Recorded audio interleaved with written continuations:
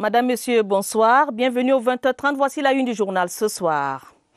En début août prochain, la mesure visant revalorisation des pensions vieillesse, invalidité et décès de 20% décidée par le président de la République entre en vigueur. Éclairage ce soir sur qui va en bénéficier et quelle en est l'incidence financière sur le portefeuille de l'État. L'accès à un logement décent pour tous les Camerounais en zone urbaine comme en zone rurale, le programme de construction des cités municipales prend corps progressivement. Une date, un jour pour une légende, le monde honore un monument qui n'est plus, mais qui reste vivant à travers les fruits de ses combats. Ce 18 juillet est journée internationale consacrée à Nelson Mandela, chantre de la paix et de la justice sociale. Voilà pour les titres du journal. Madame, Monsieur, merci de nous recevoir chez vous.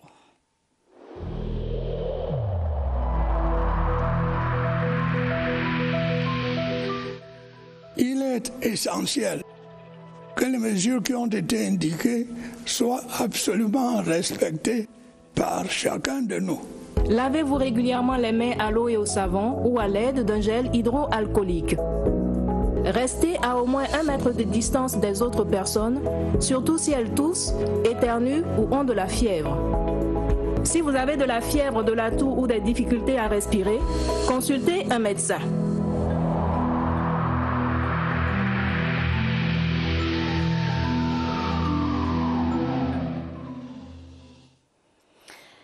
Une fois de plus, bienvenue au 20h30. Cette nouvelle qui réjouissait il y a 10 jours les pensionnés au Cameroun et qui les réjouit toujours, le président de la République a décidé, souvenez-vous, le 8 juillet dernier, de la revalorisation de l'ordre de 20% des pensions de vieillesse, d'invalidité et de décès. L'acte prend effet dès le 1er août prochain. En attendant, nous tentons ce soir d'en savoir davantage sur qui va en bénéficier et comment en bénéficier. Éclairage dans ce reportage que signe Sadou Mamoudou.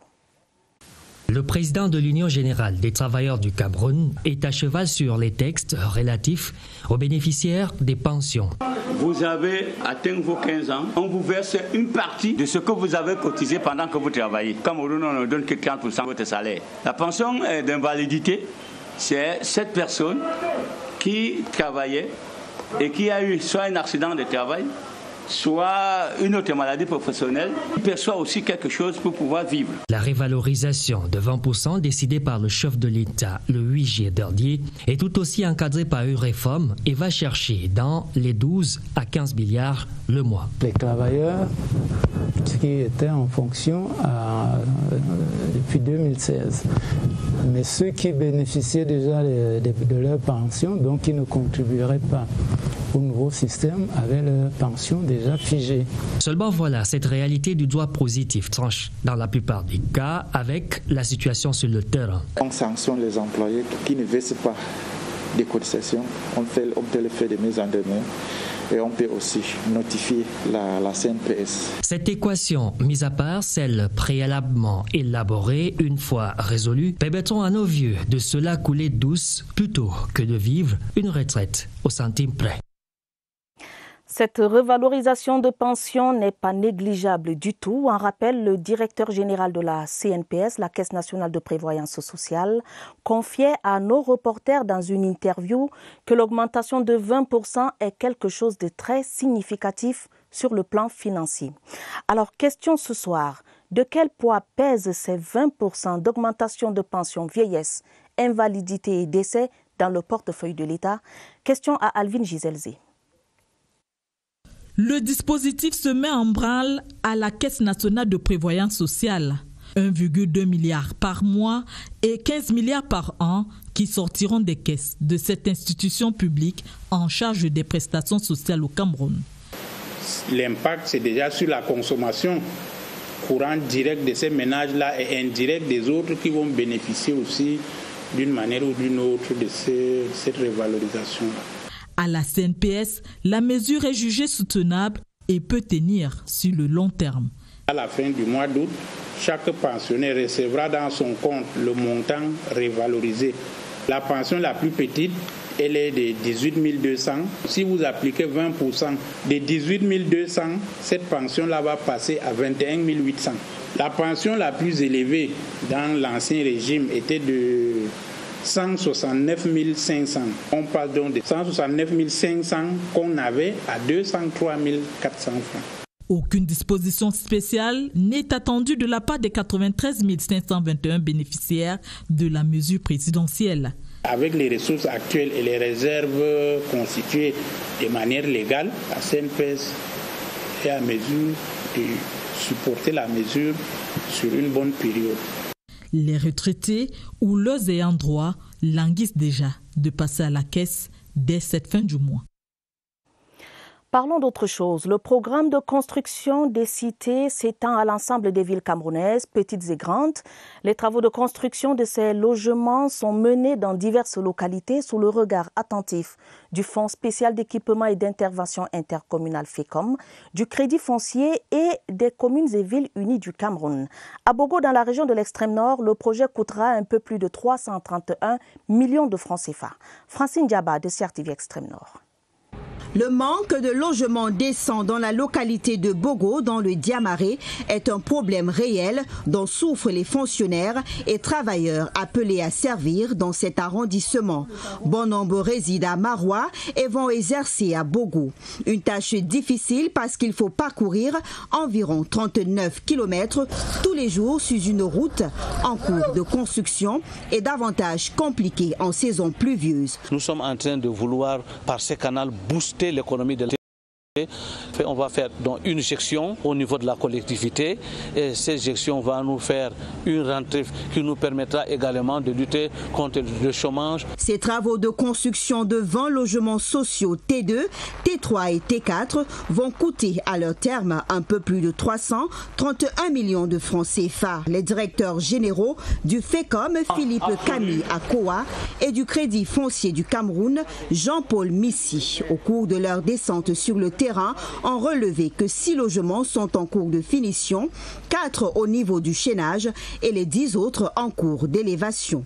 Et l'entreprise chargée des travaux fixe la fin du chantier dans 5 mois. Dans la région de l'Adamawa, la commune de Ngaoundéré-Premier aura bientôt sa cité municipale d'une valeur de plus de 400 millions de francs CFA. Le fruit d'un accord cadre entre le Crédit foncier du Cameroun, le FECOM, et l'Association des communes et villes unies du Cameroun. Ce programme de construction des cités municipales vient renforcer l'offre en logement décent dans cette ville carrefour. Voici le reportage de Salomon Kankili Babale. Bobo Saliou, ancien maire de Ngaoundéré Premier, est aujourd'hui maire de la ville de Ngaoundéré. C'est sous son mandat précédent que ce projet de construction de 24 logements a pris corps et forme au quartier Beka. Sur les 592 logements initiés dans le pays, les 24 là ne sont que des logements témoins. L'année prochaine, on va revenir encore mettre d'autres. En visite d'évaluation sur le site des travaux de construction de la cité municipale à Ngaoundéré, le directeur général du FECOM et celui du Crédit foncier du Cameroun se disent satisfaits. Les travaux se déroulent bien, la qualité des ouvrages est globalement bonne, l'engagement des maires est évident, l'enthousiasme des populations n'est pas feinte et c'était l'objectif visé par notre projet. Les consignes, c'est vraiment de demander une plus forte implication des maires, aux entreprises de continuer à travailler d'arrache-pied, de ne pas perdre de vue le suivi de cet important projet. Ngaoundéré Premier est la deuxième ville secondaire de l'Adamawa à bénéficier de ce programme gouvernemental de renforcement de l'offre en logement. Avant même leur livraison, les acquéreurs se bousculent déjà au portillon. Comment garantir un logement pour tous? Cette problématique était au centre d'un atelier au ministère de l'Habitat et du Développement urbain. Le secrétaire général Mathurin Na, qui coordonnait les échanges, a demandé aux participants de réfléchir à la mise en place de stratégies plus efficaces pour l'accès à un logement décent. Hawa Issa de CRTV Centre. Se loger décemment et à moindre coût reste un sujet d'actualité au Cameroun, malgré les efforts entrepris par les pouvoirs publics pour conjurer la crise du logement. Le problème se pose chaque jour avec acuité sous la poussée continue de l'urbanisation. C'est pour trouver d'autres pistes de solution à cette préoccupation que le ministère de l'Habitat et du Développement urbain a sollicité l'expertise de l'Institut national de la statistique. Selon certaines statistiques qui nous parviennent, au moins 500 personnes entrent aujourd'hui à Yaoundé par jour pour y rester. Et si on ne pense pas justement sur le problème de l'habitat, évidemment, on va multiplier les fléaux que nous observons dans les villes camerounaises. Il est attendu des experts l'élaboration des solutions plus concrètes et réalistes pour favoriser l'accès du plus grand nombre de ménages au logement décent. Nous attendons que cet atelier nous permette d'avancer d'une manière significative dans la définition pour le mûrissement d'une politique de logement social au Cameroun. Le ministère de l'Habitat et du Développement urbain reste déterminé à œuvrer à l'amélioration de l'habitat social, une politique chère au chef de l'État.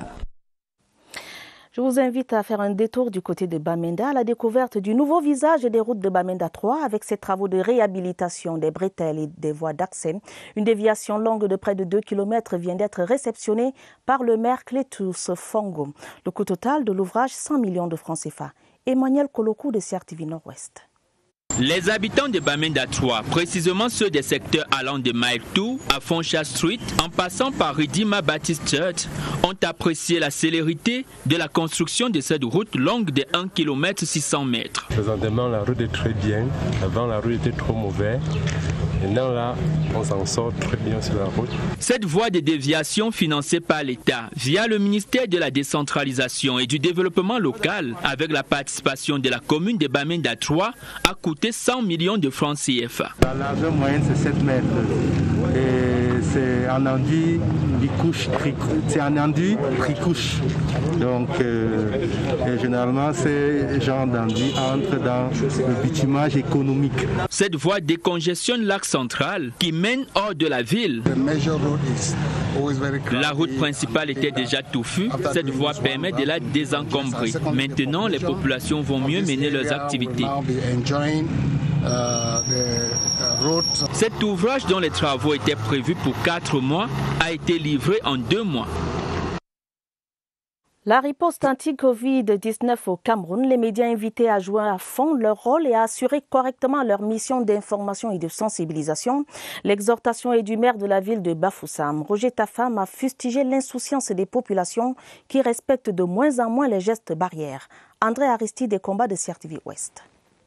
Toute la presse de la région de l'Ouest a été mise à contribution pour participer à la lutte contre le coronavirus à qui il faut asséner le coup de grâce. Le maire de la ville, Roger Tafam, face à l'insouciance des populations dont les attitudes repoussent de plus en plus les gestes barrières, a exhorté les médias à jouer à fond leur rôle de 4e pouvoir dans le but de mettre fin à la courbe ascendante des cas confirmés de contamination à coronavirus dans la ville de Bafoussam. La campagne de communication dans les médias classiques que sont la radio, la télévision et la presse écrite sera soutenue par les caravanes motorisées qui vont y diffuser à la criée les messages de sensibilisation en langues officielles et nationales. S'adressant aux communicateurs en présence des maires d'arrondissement et du préfet de la MIFI, le gouverneur Awafonka Augustine a martelé que l'heure n'est plus à la prise des risques et pour cela, tout sera mis en œuvre pour que le respect des mesures barrières édictées par le gouvernement soit effectif dans sa sphère de pouvoir.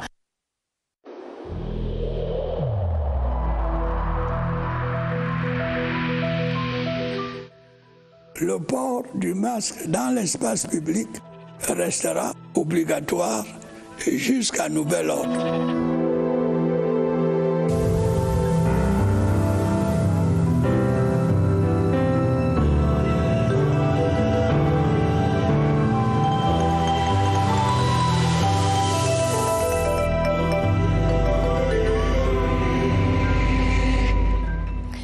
Le port du masque reste obligatoire jusqu'à nouvel ordre. À Yaoundé, ici à Yaoundé 2, à l'université de Yaoundé 2, l'Organisation mondiale de la santé, représentation du Cameroun, appuie donc cette université Yaoundé 2 à soi afin que cette institution universitaire renforce ses capacités dans la lutte contre la pandémie du Covid-19. L'OMS, à travers son responsable logistique, a remis au recteur, le professeur Adolphe Minkwase, 20 000 masques homologués et des thermoflash à infrarouge, une dotation qui vient s'ajouter aux 40 000 masques et 40 000 gels hydroalcooliques offerts en mai dernier par le Programme des Nations Unies pour le développement. Dans la suite du journal, parlons de cette lutte contre la contrebande d'une cargaison de médicaments et de plastique non biodégradables a été saisie par la compagnie de gendarmerie de Limbé et remis aux services compétents pour destruction puis pour recyclage. On va voir tout cela dans ce reportage de Stéphane Tala de CRTV Sud-Ouest. Ces produits issus du trafic illicite et saisis il y a quelques jours sont le fruit d'une collaboration entre les populations et les éléments de la compagnie de gendarmerie de Limbé. Nous avons procédé sur renseignement à la saisie de 85 cartons contenant des médicaments et 16 sacs de plastique non biodégradables. Un sac correspondait à 100 kg et les plastiques ont été saisis dans des magasins appartenant à des personnes non connues jusqu'à ce jour. La cargaison a été remise aux services techniques compétents. Sans tarder, une équipe de la délégation départementale de l'environnement, de la protection de la nature et du développement durable pour le FACO a lancé le processus de destruction des emballages plastiques saisis. De contrôle opérationnel du chef d'état-major des armées dans les 2e et 5e régions militaires interarmées, le général de corps d'armée René-Claude Meka était à Douala dans le littoral où il a évalué le niveau d'exécution des directives du haut commandement, directives visant à garantir la paix et la sécurité dans le littoral, le sud-ouest, l'ouest et le nord-ouest. Rufin Kacham. Le temps a suspendu son vol dans la capitale économique pour rendre un vibrant hommage à un fils du pays, décédé le 15 mai dernier. Après la mise en biais de la dépouille à l'hôpital général de Douala, l'esplanade arrière de la communauté urbaine de Douala sert de dernière escale en l'honneur de Dieudonné Monté. Quand on a servi aussi longuement une ville, il est normal que la ville se mobilise pour dire merci. Aux hommes valeureux, la patrie reconnaissante. Après une procession dans les artères de sa ville natale, un autre arrêt est marqué, place de la Besseke, pour rendre hommage à l'ancien ministre délégué chargé du plan de stabilisation et de la relance économique. On peut comprendre qu'il a été quelqu'un qui s'est mis au service non seulement de la population de Douala, mais du Cameroun tout entier. Il a créé autour de lui toujours quelque chose de chaleureux, sans distinction, très blagueur, ça suffisait à mettre le cœur à l'ouvrage. J'étais son collaborateur pendant presque une trentaine d'années. C'était quelqu'un d'aimable, d'affable, de disponible et surtout d'une humilité rare. Dieudonné Monté a passé une trentaine d'années comme premier adjoint au délégué du gouvernement auprès de la communauté urbaine de Douala. Pour avoir servi dans plusieurs entreprises publiques et privées, nationales et internationales, Dieudonné Monté a été surnommé le financier confirmé. Il quitte la scène à 73 ans. Une petite confusion technique qui nous a plutôt conduit à suivre ce reportage hommage à Dieudonné Monté, ancien ministre délégué auprès du Premier ministre chargé du plan de stabilisation et de la relance économique qui a reçu les hommages de Douala, ville où il a occupé de nombreuses fonctions. Revenons sur cette mission de contrôle opérationnel du chef d'état-major des armées. Dans les 2e et 5e régions militaires interarmées, le général de corps d'armée René-Claude Meka était à Douala dans le littoral. Reportage Rufin Kacham. Dans les différents champs d'action où opèrent nos forces de défense et de sécurité dans les régions militaires interarmées 2 et 5, le moral des troupes est au beau fixe. Constat fait par le chef d'état-major des armées, le général du corps d'armée, René-Claude Meka, en mission de contrôle opérationnel dans ces 2 unités militaires qui couvrent les régions du littoral du sud-ouest, de l'ouest et du nord-ouest. Je suis venu pour m'assurer que les consignes ont été bien passées, que tout marche bien. Bien sûr, on a toujours quelque chose à dire, même si ça marche bien. Et j'ai donc donné toutes les consignes qu'il faut pour que cela se poursuive sans problème. Du rapport d'évaluation des consignes données pour assurer la sécurité dans ces régions, livré lors du briefing de Douala, on retient quelques recadrages dans les régions du sud-ouest et du nord-ouest. 2 régions militaires qui ont connu récemment des changements à leur tête. En quittant les Rémia 2 et 5, le général de corps d'armée, chef d'état-major des armées, René-Claude Meka, venu également galvaniser les troupes qui neutralisent avec professionnalisme les terroristes, va rassurer les populations du nord-ouest et du sud-ouest qui adhèrent au combat de l'armée pour la sécurité du territoire à travers leur comité de vigilance. Reparlons de la riposte nationale anti-Covid-19. Le Cameroun est de plein pied dans la phase de contamination communautaire. Vous le savez, le virus circule partout. Le respect des mesures barrières reste de mise. Rappel en a encore été fait ce samedi au centre des opérations d'urgence de santé publique où nous retrouvons notre reporter Évariste Eyenga qui ce soir reçoit son invité par visioconférence. Évariste Eyenga, bonsoir. Je vous donne l'antenne.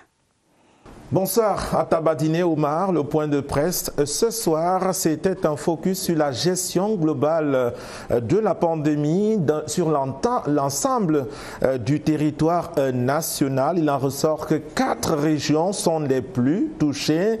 Elles sont en fait l'épicentre de cette pandémie au Cameroun. La région du littoral en tête, suivie de celle du centre, celle de Bafoussam et aussi Bertois dans une moindre mesure, mais avec une ampleur plus ou moins relative. On marque un arrêt ce soir dans la région du littoral, l'une des régions les plus touchées, pour faire le point de la riposte. C'est dans cet entretien que nous accorde le docteur Jean de Dissongo. Il est le délégué régional du ministère de la Santé publique pour la région du littoral. Bonsoir docteur. Bonsoir monsieur Évariste Eyenga. Et merci d'avoir répondu par votre disponibilité à ce direct. Dites, qu'est-ce que l'on retient de la prise en charge 4 mois, plus de 4 mois après, depuis le début de la riposte contre cette pandémie?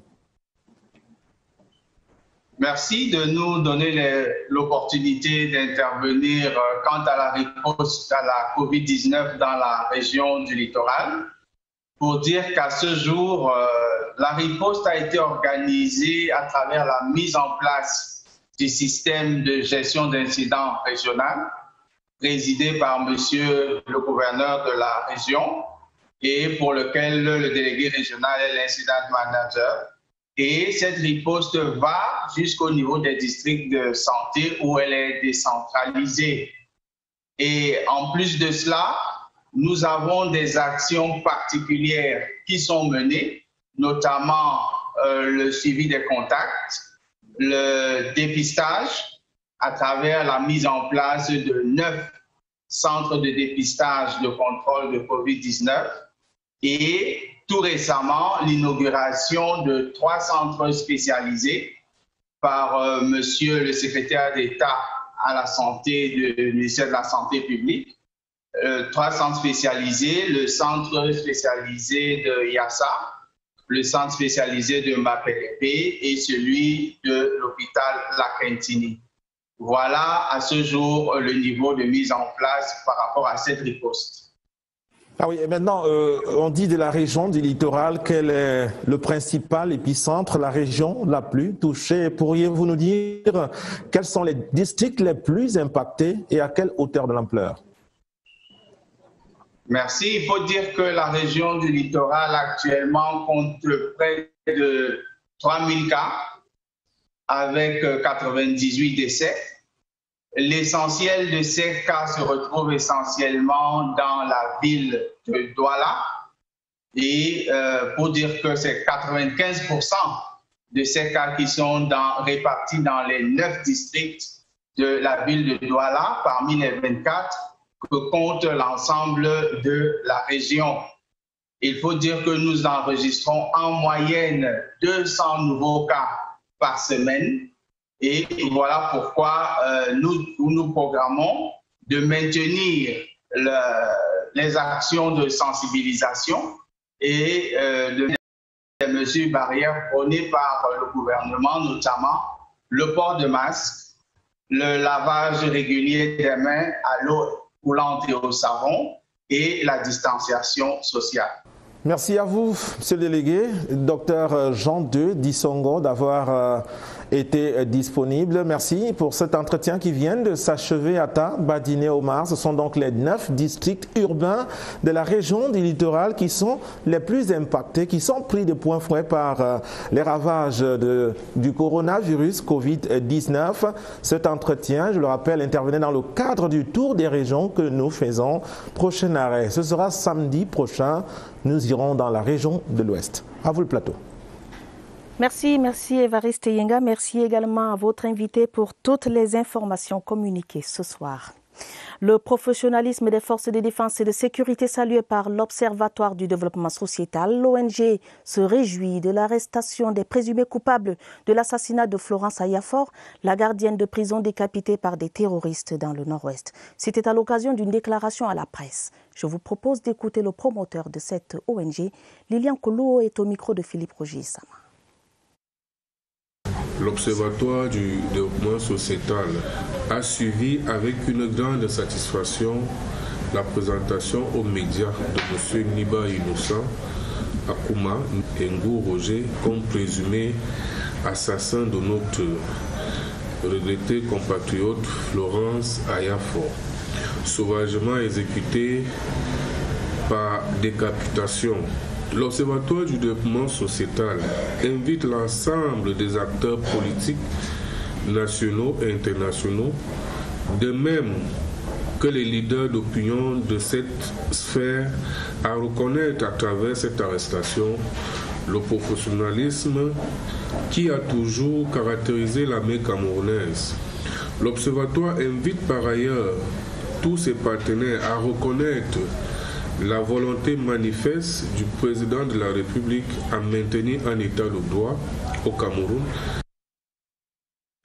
L'Institut africain d'informatique, représentation du Cameroun, était hier vendredi en mode journée portes ouvertes. L'événement qui se déroulait en ligne se faisait en partenariat avec l'École supérieure d'ingénieurs en matériaux, développement durable et en informatique de l'Université de Bourgogne en France. Plus de détails avec Irène Dianafouda. Juste un clic sur ce lien pour parcourir en moins de 2 heures l'univers de la journée porte ouverte en ligne activée sur la toile par l'IAI Cameroun au nom de son partenariat avec les CIREM, l'École supérieure d'ingénieurs numériques et matériaux de l'Université de Bourgogne en France. L'ouverture en ligne au monde extérieur motive l'appel à candidature pour le master informatique en sécurité des systèmes numériques au moment où le Cameroun veut basculer vers le tout numérique.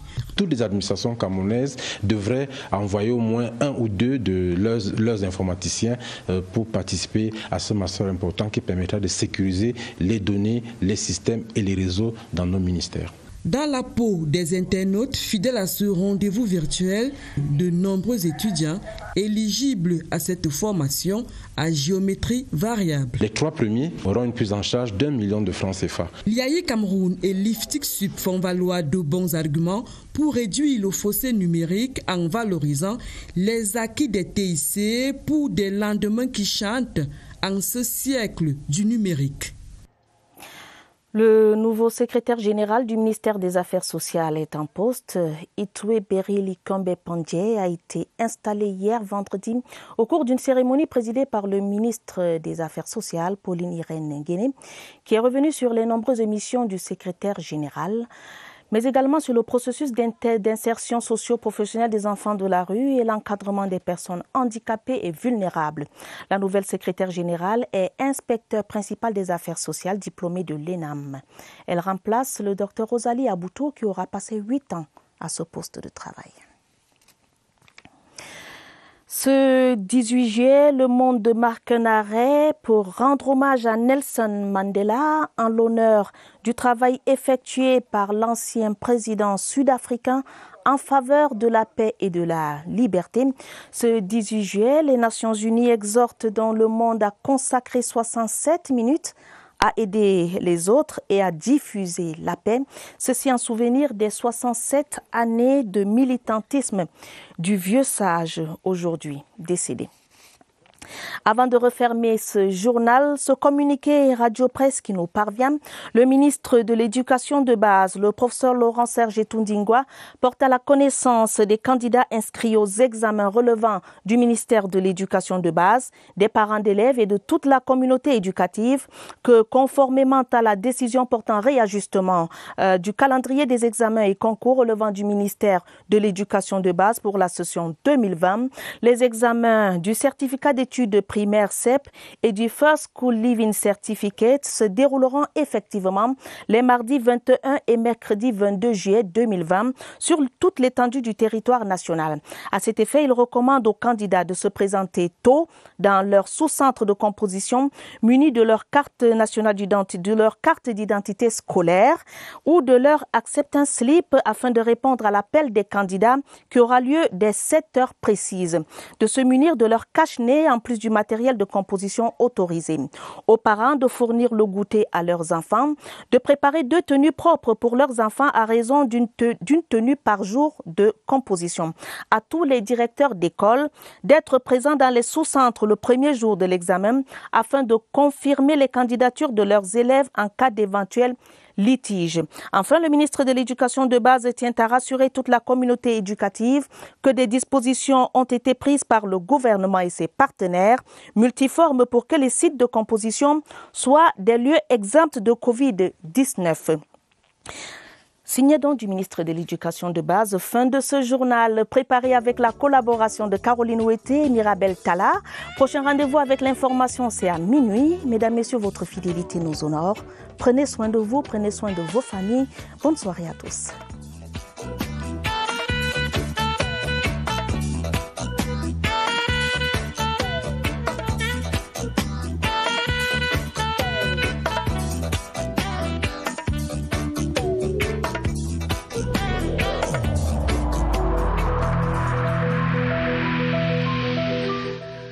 Évitons de stigmatiser ceux qui sont atteints par la maladie.